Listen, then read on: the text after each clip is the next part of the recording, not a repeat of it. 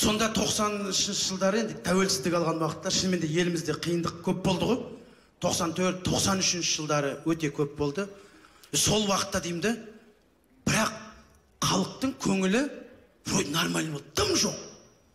Дүкенде де дым жоқ, пустой. Сондай заман болды ғой. Коммерсанттарға рахмет әйтеуір, сол кезде асырады ғой. Қытайдан ала сумкамен товар тасып. Ақша да жоқ. Бәріміз жаздырып алатынбыз қарызға. Сонда бүкіл ауылдың арманы еді, жаңағы коммерсанттың қарыз дәптері жоғалып кетсе екен деп отыратынбыз. Сонда барлығымыз сонда тек көретін сериал қарап отырамыз.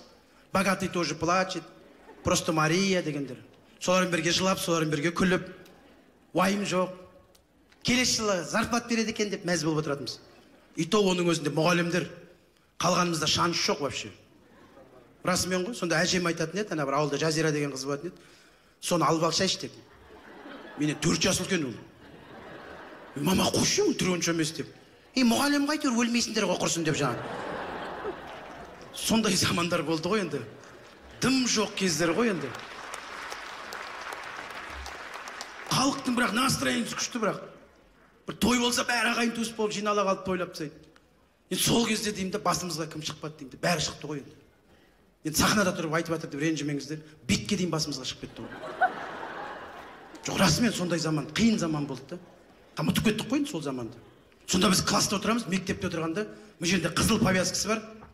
Ол кезде тазалықшы деген болатын, қазір заман күшті ғой, Аллаға шүкір. Ондай жоқ қой қыз, тазалықшы деген, бәрі таза ғой, шүкір. Бұл жерде қызыл повязкасы бар, бір 3 қыз кіріп келетін бейді. Біреу сельсоветтің қызы, біреу әкімнің қызы, біреу мектеп директорының қызы. Олар басқарайды кәдімгі. Олардың басын ешкім қарап жатқан жоқ, Құдай білсін. Үшеу кіріп келген кезде бар ғой, бүкіл мектепті директордан үйтіп қорықпайсың, ана үшеуінен қорқасың бар ғой. Бірдеңе шығып тауып алса бәлеге қаласың кәдімгі. Ана кіреберісте Стен газет деген болатын, соған іліп қояды. Линейкеге шығарады, бір олимпиададан чемпион болып келгендей кәдімгі. Сонда аналар келіп бүйтіп қарап отырған кезде бәрін қарап отырады. Ойбай, мені ұмытып кетсе екен деп отырасың. Ұмыта ма олар? Кезек саған келеді, мына жерден бүйтіп қарап отырған кезде ішіңнен айтып отырасың ғой. Мына жаққа кетіп қалса екен, мына жаққа кетіп қалса екен. Табылмаңдаршы, пожалуйста, табылмаңдаршы, мына жаққа кетіп қалса екен деп. Сондай замандар болды ғой деймін де қызық. Сонда үйге келесің, үйдегілерге айтатын шығар енді. Свет жоқ, шам жағып қояды. Мамаң ақ орамал жайып жібереді. Бәріміздің отбасымыз сондай болды. Сонда үкімет шығарған ғой. Қаз жоқ қой, үкімет шығарған биттарақ деген болатын кәм. Сүйектен бә бірдеңеден жасаған жаңа. Маман қылышын алып шыққандай алып шығады, деп жаңа. Тараған кезде ойбай, ат жарысы секілді, ана жерде бит жарысы болады ғой кәдімгі.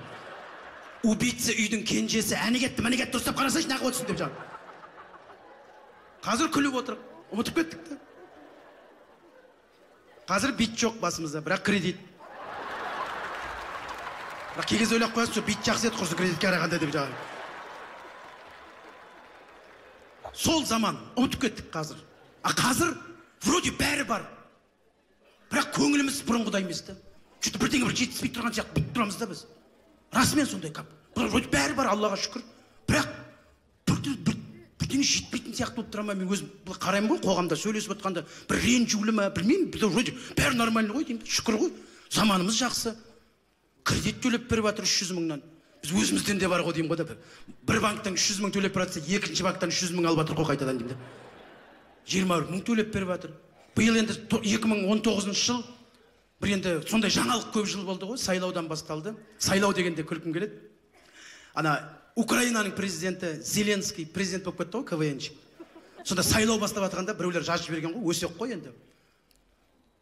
Наш КВНчик Турсунбек Кабатов баллотируется президента Республики Казахстан деп. Естідіңіздер ме? Мен оны білмеймін ғой, таңертең ұйқыдан тұрсам, біреу жазып жіберген ғой, ерігіп отырып сайтта жаза береді ғой жаңа. Көшедегі адамдардың өздері маған бүйтіп қарап, мен танып тұрған шығар деп мән бермейсің ғой, жүре бересің ғой, здравствуйте. Жұмысқа келсем де кәдімгі, мы с вами, мы поддержим вас деп. Не болып қалды?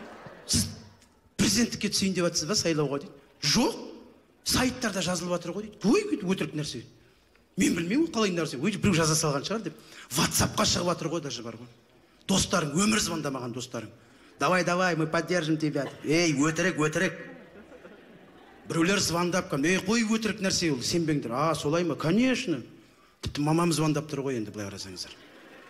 Қолыңнан келетін шығар енді, көрсейші деп жаңағы.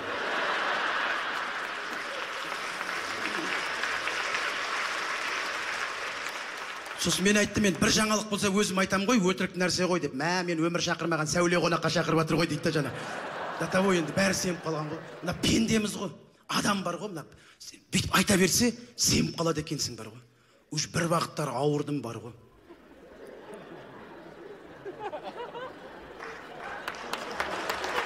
Біз өз сондаймыз ғой. Алдын ала бірдеңе естіп, сондай сен что-то өсейін деп жатқан сияқтын деп біреу айтып қойшы, ол өзінен өзі қуып жүреді кәдімгі. Бірақ шынымен мен де сондай ауруға пайда болдым, бірақ до того ауырдым ғой бар. Вообще кәдімгі бір жатып алып бар ғой, қиялданып, өзім командамды құрып, сөйтіп кәдімгі түс көріп кеттім ғой, ұйықтап кетіп бар ғой. До того түс көріп өзім президент сезініп жатырмын да, поляда жүрмін ғой, бидайдың қолын ұстап, сипап, бүйтіп өзімен до того кіріп кеткен соң ғанаған бар ғой. Адам деген бар ғой, ауырайын десе бір сәт екен бар ғой. Вообще кәдімгі. Күнделікті үйден шыққанда көршілердің өздері, ой, Тұрсынбек қалай деп амандасқанда амандасасың ғой. До того уже қолын көтере алмай қалсың ғой, бүйтіп амандасып уже.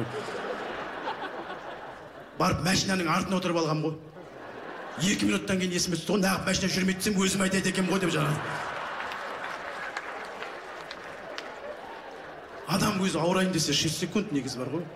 Сосын айттым, қой құрсын, шымшық сойса да қасапшы сойсын дейді. Әркімнің өзінің келетін ісі болады, жұмысы болады. Сондай азаматтар біздің елімізде қазір Аллаға шүкір көп. Ал мен болсам осы халықтың алдында әзілімді айтып жүре бергенге не жетсін деп.